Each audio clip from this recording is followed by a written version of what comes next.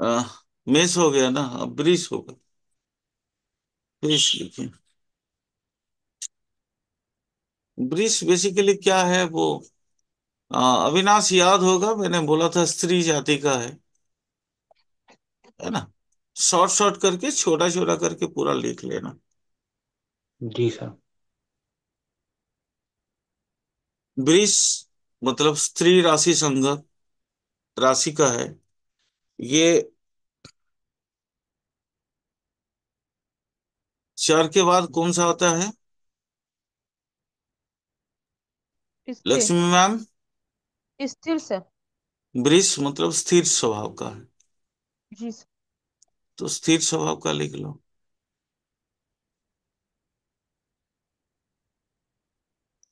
एक सेकंड। हाँ जरा।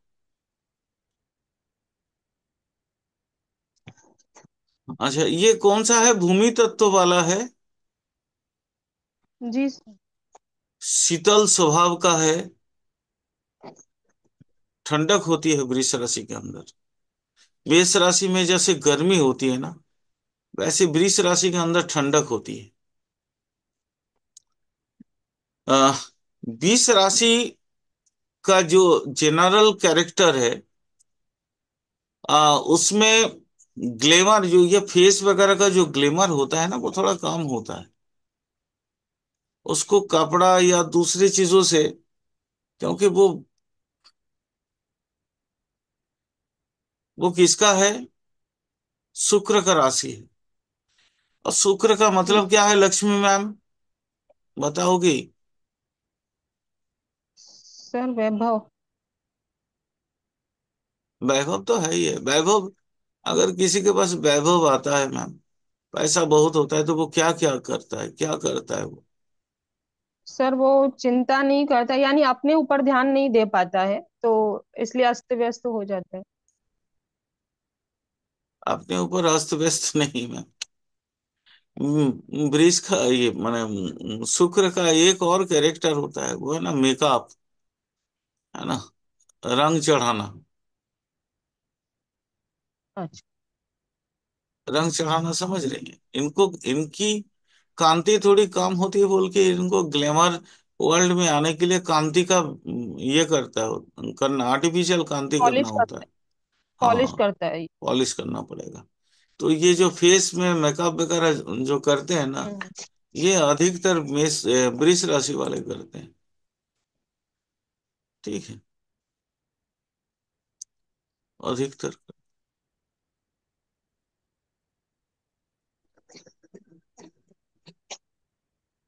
आह,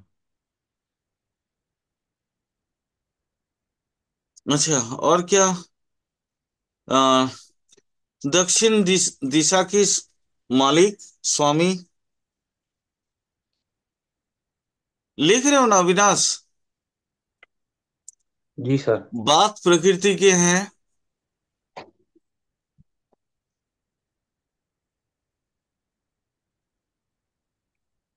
रात्रि बलि। इनका वर्ण होता है श्वेत वर्ण, सफेद रंग इनको बहुत पसंद है।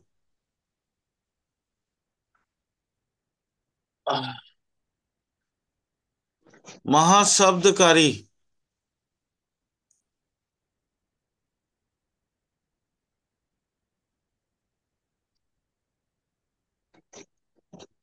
सर इसका क्या मतलब है सर? आवाज ज्यादा होता है। ये लोग ऊंची आवाज में बात करना बहुत ज्यादा पसंद करते हैं। ब्रैकेट में लिख दो।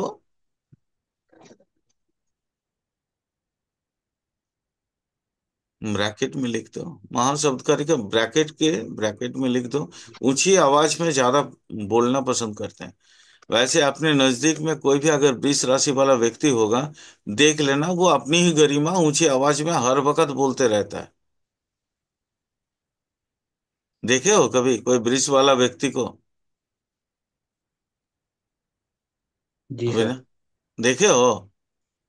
जी सर। हाँ, तो ऊंची आवाज में फड़फड़ फड़फड़ करके, हम किए हैं, हम ये हैं, हम वो हैं, हम ये किए हैं, हम वो किए हैं, है ना, उसको ना वो, जैसे हम लोग नॉर्मली भाषा में बोलते हैं ना, तेल मारना। अगर वृष राशि को पटाना होता है तो तेल मारते रहना, वृष राशि पट जाएगा। ठीक है। आया समझ में क्या बोल रहा हूँ? थोड़ा थोड़ा छोटा छोटा जी सर। तरकीब। जी जी सर। कोई भी वृष राशि को अगर आपको उसको पटाना होगा तो बस वाह, आप कितना अच्छे लग रहे हैं, इस तरह तेल मारते रहना। आहा, आपके जैसा कपड़ा कोई नहीं पहनता। हम्म। तो इस तरह का चीजें जो है बहुत आपको उसके नजर में आपकी गरिमा को बढ़ा देगा। विषमोदयी लिख लो।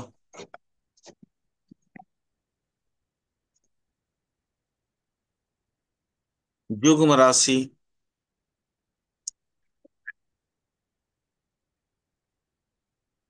स्त्री कारक मतलब होता है ना युग्म राशि। राशि सम और सम दोनों होता है ना, तो ये सम राशि हो गया। वही युग्म बोलते हैं उसको, सम को, संस्कृत में। रजोगुणी,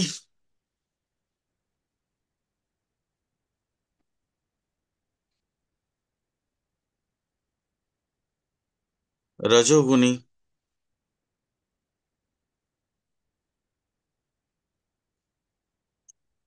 20 राशि का कैरेक्टर जो होता है वो है मध्यम संतति देने वाला। जैसे मेष में मैंने बोला अल्प संतति, वृष में होता है मध्यम संतति, माने एक से अधिक।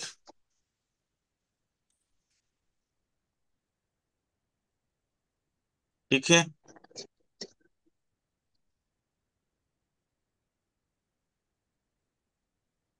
समझ आया?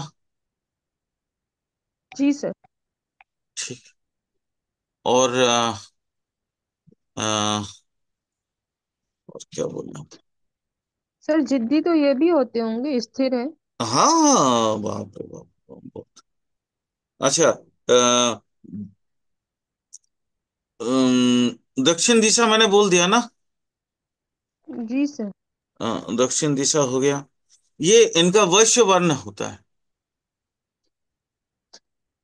वर्ण इनका वैश्य होता है। वैश्य मतलब जैसे ब्राह्मण क्षत्रिय वर्ण, जो वर्ण विभेद है ना उसमें, तो ये वैश्य वर्ण के हैं। ये एक्चुअली जिद्दी ना बोल के स्वभाव स्वार्थी बोल सकती हैं मैम। ठीक सर। स्वभाव स्वार्थी बोल सकती है। इनके अंदर कामना की, वासना की जो रेट है वो बहुत ज्यादा है। भोग प्रिया की जो रेट है बहुत ज्यादा है।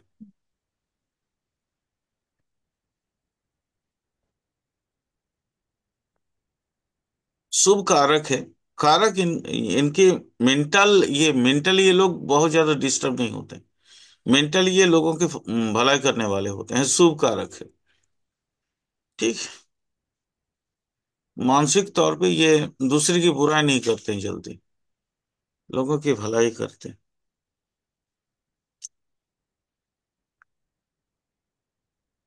इनका शरीर थोड़ा सा शिथिल टाइप का होता है, शिथिल स्वभाव का।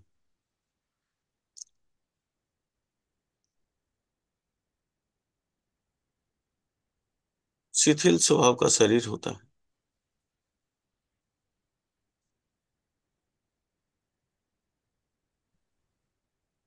इसका जो प्राकृतिक स्वभाव है वो स्वार्थी टाइप है।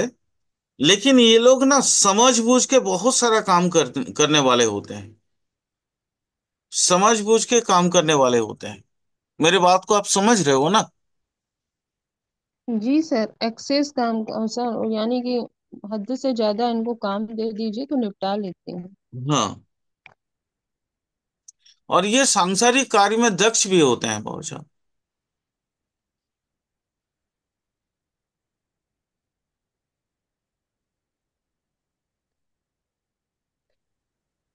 सर ये आलसी भी तो बहुत होते हैं सर।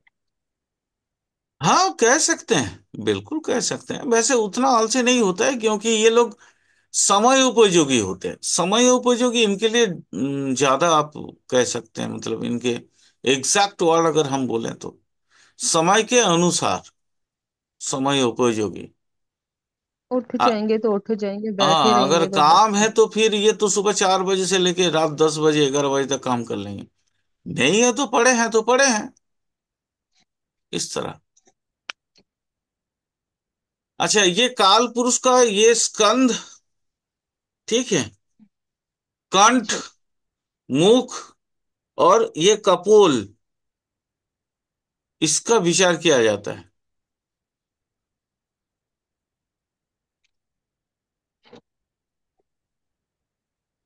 इनका थोड़ा रोग के बारे में, क्योंकि मेडिकल एस्ट्रोलॉजी आज हो या काल हो, आप लोग तो प्रैक्टिस कभी ना कभी तो करोगे, थोड़ा सा वो लिख लेना। जैसे ये जो कंधे का जो सीरा उपसीराएं होती है ना, ये कंधा वाला कंधा, ठीक है, कंधे का जो सीरा उपसीरा है वो वृष राशि के अंतर्गत आता है। तो यहाँ पे अगर दर्द होता है तो देख लेना, जनरली जो है आपका वो माने वो वृष, कहीं ना कहीं वृष राशि इफेक्टेड होगा, चाहे वो मैलेफिक इफेक्टेड जरूर होगा। जो मतलब क्या कहते हैं, नाक का पेन होता है ना ये सब एरिया में, वो वृष की वजह से। तो वृष को अगर आप ठीक कर दोगे, अगर नहीं भी पता चल रहा है किसकी वजह से है, और आपको मालूम पड़ा कि इस एरिया में दर्द है, तो वृष राशि का उसका इलाज कर देना, वो ठीक हो जाएगा।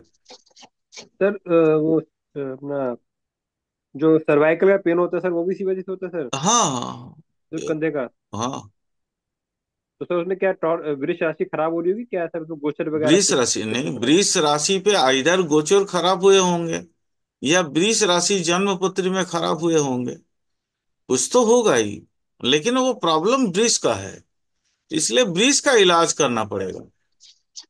जैसे फीवर होता है तो हम लोग बोल देते हैं ना कि पैरासीटामोल खा लो, या हम लोग जी सर। जानते हैं, जैसे डॉक्टर से इतना सुनते सुनते हम लोगों को खुद को ही पता चल जाता है कि बुखार हुआ था, पैरासीटामोल खा लो, ठीक है। तो वैसे ही समझ लो, हम लोगों को भी पता ही चल जाता है कि यहाँ दर्द है तो वृष खराब है। चाहे पहले आप जन्मपत्री में देख लेना, जन्मपत्री में नहीं है तो गोचर देख लेना, डिस्टर्ब तो होगा ही, ठीक है। अगर गोचर में है तो वो ज्यादा लंबा नहीं खींचेगा, गोचर बदल जाएगा, प्रॉब्लम सॉल्व हो जाएगा। अगर जन्मपत्री में है तो फिर वो प्रॉब्लम रहेगा, उसके इलाज करने के बाद ही वो ठीक हो सकता है, अदरवाइज तो होता नहीं है वो, सर ठीक इसमें है। जैसे वृक्ष राशि किसी भी भाव में हो, वृक्ष राशि को चेक करना, भाव भी चेक करना सर, फिर सेकंड भाव तो उसके। राशि को चेक करो ना रे बाबा। ठीक है। हाँ, ऐसे सर भी वो किसी देखो, भी भाव में हो ऐसे सर एक कोई। सेकंड एक सेकंड एक सेकंड, ऐसे भी सेकेंड हाउस, गला, बुक, ये तो दिखाता ही है ना, कंधा सेकेंड, और जी सर। ये दाहिना सेकेंड हाउस दिखाता है, बायां वाला ये दिखाता है। जी तो सर। वो आपको हाउस भी तो देखना ही पड़ेगा, बिना देखे कैसे पता चलेगा, ठीक है। ये तो राशि के हिसाब से। लेकिन जब आपका पूरा कुंडली जब मिल जाता है, कुंडली को बीच में आप काट देते हो, तो दाहिना वाला दायां, बायां बायां बायां रहता है ना, माने कुंडली जैसे हम लोग जो कुंडली को बीच में से काटते हैं, तो हम जैसे ऐसे सामने फ्रंट में बैठे, तो दाहिना वाला कुंडली का बायां हिस्सा है, और बायां वाला हमारा जो बायां हाथ का हिस्सा है, वो कुंडली का दाहिना हिस्सा है। तो मतलब जैसे मेष लगन का अगर कुंडली होगा तो 20 राशि जो सेकेंड हाउस होगा, वो दाहिना आंख होगा, दाहिना साइड होगा, ठीक है। मिथुन होगा गला वाला नीचे वाला हिस्सा, वृष होगा नीचे का, ये सॉरी मतलब कर्क होगा छाती वाला हिस्सा। वैसे ही दाहिना छाती ये होगा, लेकिन उधर मकर वाला हिस्सा होगा बायां छाती। क्लियर हुआ?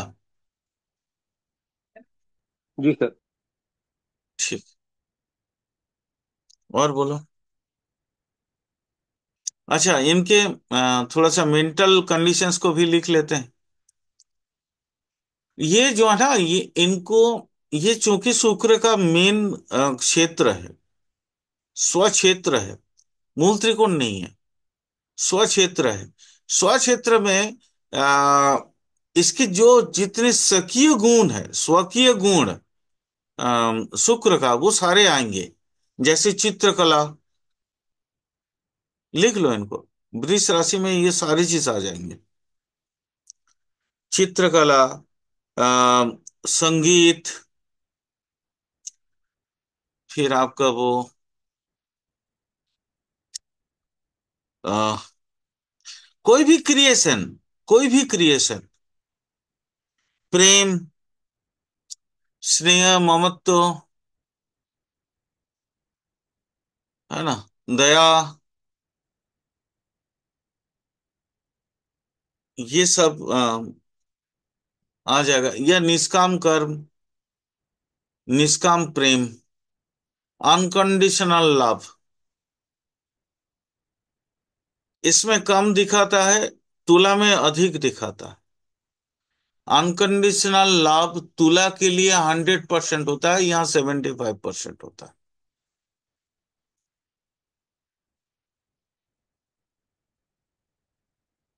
अच्छा, वृष चंद्रमा का चूंकि उच्च स्थान है, तो वृष राशि का मन, वृष राशि का जो मेंटल कंडीशंस होता है वो स्थितिशील होता है। ये लोग जल्दी, मतलब कोई जैसे डिप्रेशन वगैरह का जो रोग होता है वो नहीं होगा वृष राशि के लोगों के लिए। ये लोग मन से थोड़ा कठोर होते हैं, क्योंकि ये मून का उच्च स्थान है। यानी यहाँ पे मन की स्थिति जो है ना, बैलेंस रहता है थोड़ा सा। कोई क्वेश्चन, कोई प्रश्न इसमें?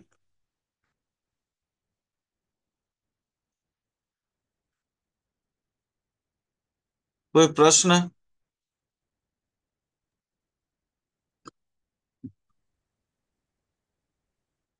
नहीं है, चलो आगे लिखते हैं। कैसे करना है सर इसके लिए? हाँ बोलो। सर अगर खराब है, राशि खराब राशि अरे हो गई है वो तो सर इसके। बोलेंगे, वो तो बोलेंगे, अभी कहाँ लिखा नहीं इसमें कोई क्वेश्चन। जैसे अभी मन की भाव, मेंटल कंडीशंस बता रहे थे, तो इसमें कोई प्रश्न था या नहीं वो पूछ रहे थे। इसमें ज्ञान और कर्म का एक एक बैलेंस रहता है यहाँ पे।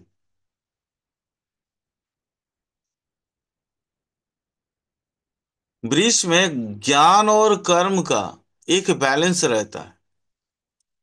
जिनके भी लग्न अगर वृष राशि में उदित होता है, तो उनके लाइफ थोड़ा सा बेटर होता है, क्योंकि वो योग साधना या अपने सेल्फ रिस्पेक्शन में थोड़ी सी वो हम लोगों में से आगे रहते हैं जनरली। बाकी तो फिर मेलेफिक और बेनिफिक का मैटर आएगा, जब तब बताएंगे।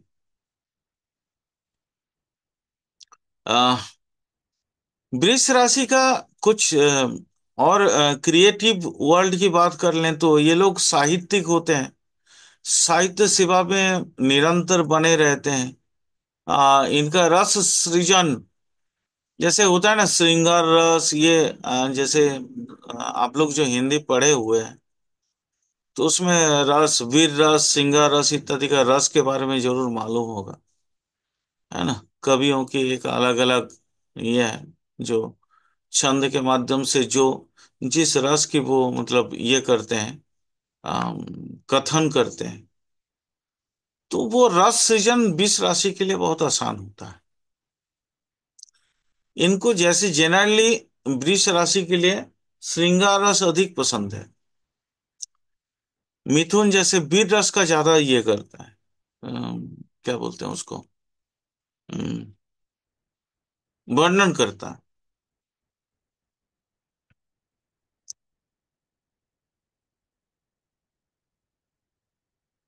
अच्छा, ये चूंकि स्थिर भी है, राशि एक स्थिर है, और दूसरा इसका तत्व जो है भूमि तत्व है, पृथ्वी तत्व है, जिसके वजह से ना ये पुष्ट काय मतलब एक बलिष्ठ शरीर को दर्शाता है,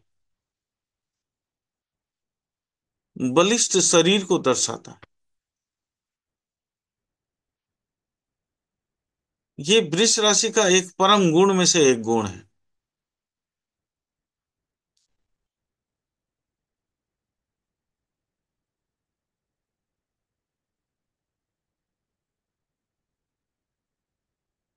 बीस राशि में जातक का कर्म जीवन और उसके ज्ञान जीवन का एक बैलेंस होने की वजह से जातक परम सृजन तो करता ही करता है, बट ये जातक अधिक उत्तेजिता भी लाता है इसके साथ साथ। ये उसके ज्ञान और कर्म की माने जो समाबंधन है वो जातक को उत्तेजित भी करते हैं। ये भी आप लिख सकते हो। चलो आप इसके कितना टाइम, अभी तो टाइम देरी है। इसको और बोलो तो और व्याख्यान करते ही चले जाएंगे हम।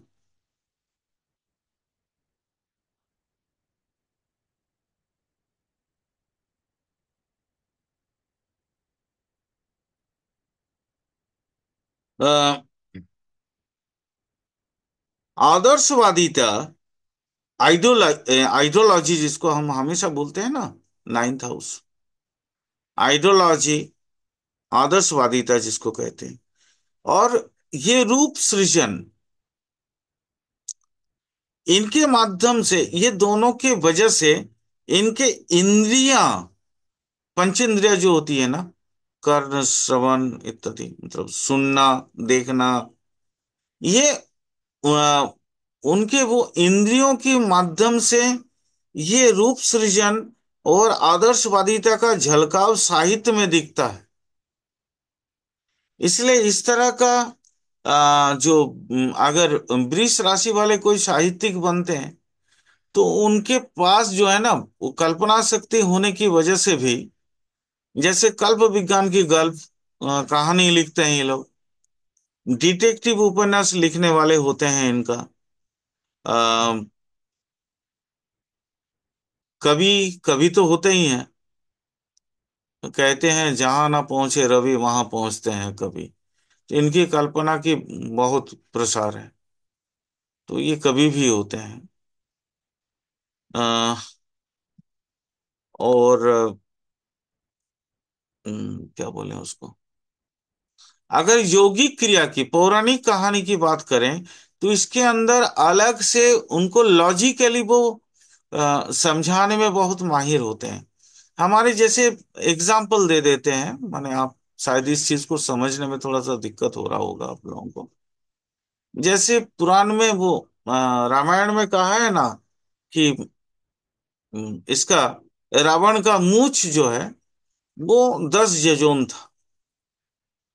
तो ये बेसिकली रूपक है कि कोई वृष राशि ही लिखे होंगे जरूर, ठीक है, क्योंकि उनको रूपक के तौर पे लिखना बहुत पसंद होता है। लेकिन उसके माध्यम से वो समझाना क्या चाहते हैं वो भी हमको समझना पड़ेगा, क्योंकि मूछ किसका होता है, पौरुषत्व का प्रतीक होता है। आप मेरी बात को समझ पा रहे हो ना? Are you getting my point? Anuj, Lakshmi, कोई मेरी बात जी को, सर। ये जी सर। बहुत जी सर। बहुत बड़ी बात बता रहा हूं। तो जी सर। होता क्या है कि जैसे मूछ का लंबाई 10 योजन तो होता नहीं है, हम्म। लेकिन मूछ मतलब मूछ किसका प्रतीक है, पौरुषत्व का। यानी जी कोई सर। भी पुरुष का शूरता का, वीरता का प्रतीक है वो। यानी जी उसके वीरता, यानी उसके राज्य की जो, साम्राज्य की जो विस्तार था वो 10 योजन था। वही कहा गया कि उसका मूछ 10 योजन तक था, ठीक है। अच्छा। जैसे ठीक। कहा गया है कि वो 10 सिर था, तो सिर 10 तो होते नहीं है, सिर एक ही होते। लेकिन हम जैसे एक नॉर्मल एक सिर लेके एक सिर का भी काम नहीं कर पाते, लेकिन वो एक सिर में 10 सिर का काम करता था। उतना दिमाग था, उतना ज्ञान था उसके पास, इसलिए उसको दशानन कहा गया। क्यों? 10 सिर का मालिक। माने इस तरह की रूपक में ये कोई वृष राशि ही लिखे होंगे, 100%। वृष राशि नहीं होता तो इतना उपमा, इतना रूपक के तौर पे कोई लिख ही नहीं सकता। वो चीजों को ना सर। प्रतीक के तौर पे लिखते हैं। बोलिए लक्ष्मी। सर, इसको डिटेक्टिव उपन्यास की संज्ञा में क्यों रखा गया है? अरे भाई, कल्पना और लॉजिक, अच्छा, ठीक है सर। कल्पना है साथ में लॉजिकल भी तो है ये। सृजन क्रिएशंस भी है, कल्पना भी है, बट ये लॉजिक भी है। क्योंकि है जी कालपुरुष की सेकेंड हाउस है कौन वास्तविक? मैथमेटिक है ना, पैसा लेन देन का हिसाब किताब रखने वाला, जी बैंक बैलेंस जी रखने वाला। तो लॉजिकल तो है जी ही है सर। ये। क्लियर? ठीक सर। जी सर। तो ये सारी चीजों को आपको वैसे ही इसी तरीके से समझना पड़ेगा। इसी तरीके से समझते समझते आगे बढ़ो। ठीक सर। इसमें और कोई क्वेश्चन बोलो वृष राशि में? नहीं सर। अविनाश, कोई क्वेश्चन बाबू? नहीं सर। अच्छा, आप इसमें मेलिफिक और बेनिफिक वाला लिख लो थोड़ा सा। पाप पीड़ित वृष राशि,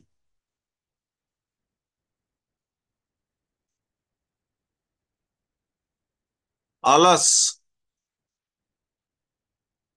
उसका जो जातक होगा वो क्या क्या होगा? आलस होगा सबसे पहले। आलस्यता उसके मतलब सर्वांग में होगा, उसका जीवन भर आलस्यता उसके भरपूर रहेंगे। दूसरा, आलस, जड़ता।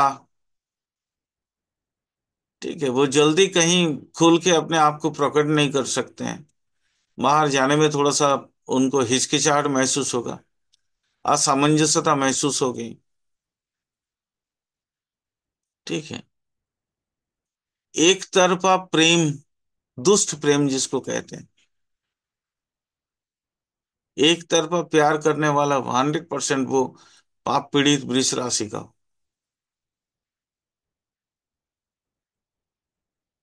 ठीक है।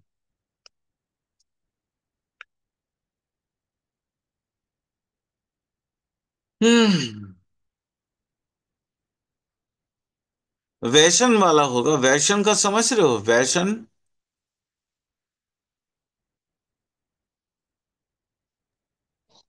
जी सर, हम तो समझ गए। वैशन समझ में आता है अविनाश तुमको? नहीं सर। अच्छा, वैशन मतलब होता है जो खुद के लिए जीता है, खुद के, अब खुद को नशा भांग इत्यादि जो भी कुछ करना होता है वो कर लेता है ना? खाना खुद को मिल गया बस काफी है, बाकी मिले या ना मिले। इसको कहते हैं वैशन आया, व्यसन आसक्त। ठीक है। नशा भांग इत्यादि सब कुछ करने वाले होते हैं। जैसे हम लोग पान खाते हैं तो वो नशा नहीं है, उससे बड़ा वाला नशा है। ठीक है, वो वाला नशा नहीं है। क्लियर हुआ? जी सर। अच्छा, इसका खाद्य सामग्री थोड़ा सा लिख लो। खाद्य लिख लेना जरूरी है। वृष राशि का जो प्रिय खाद्य है वो है आ, जैसे होता है ना उसको, फैटी टाइप का खाना जो है, घी वगैरह बहुत ज्यादा पसंद होता है। इसलिए इसको ये इस तरह का खाना, तेल मसाला जो ज्यादा होता है, वो खाना थोड़ा सा इसको परहेज करना चाहिए। उसको जो है परहेज करना चाहिए। और क्या करना चाहिए? आ, माने इसके लिए जैसे अगर कोई नॉनवेज खाता है तो मतलब जो मीडियम उत्तेजक जो खाद्य सामग्रियां होती हैं वो उसके लिए फायदेमंद होगा। अगर नॉनवेज नहीं खाता है तो इसको पनीर वगैरह का सेवन ज्यादा करना चाहिए, लेकिन वो ओरिजिनल पनीर होना चाहिए। डुप्लीकेट पनीर नहीं है, डुप्लीकेट पनीर खाने से उसका तबीयत खराब होगा। ठीक है। तो ये खाद्य सामग्री उसके लिए हितकर होते हैं। जैसे शिमला मिर्चा, ये त्रिकटु, इस तरह का जो खाद्य सामग्री, उसको थोड़ा सा कम खाना चाहिए। त्रिकटु का मतलब जैसे गोलकी, पीपली, सूंठी, सूंठ जिसको बोलते हैं, ये सब एक साथ मिला हुआ चीजें कम खानी चाहिए। तो उसको, अगर वो पीपली का माने काली मिर्च का खाना खा रहा है तो फिर उसको बाकी चीजों का छोड़ देना चाहिए। तो त्रिकटु ना लेके वो एक कटु ले सकता है। इस तरह का थोड़ा सा मध्यम उत्तेजक खाना उनके लिए ज्यादा पसंद होगा, ज्यादा हितकारी होगा। क्लियर हुआ?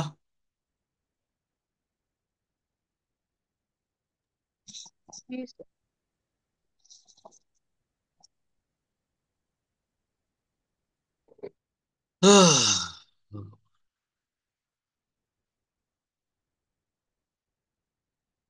Clear, 20 complete.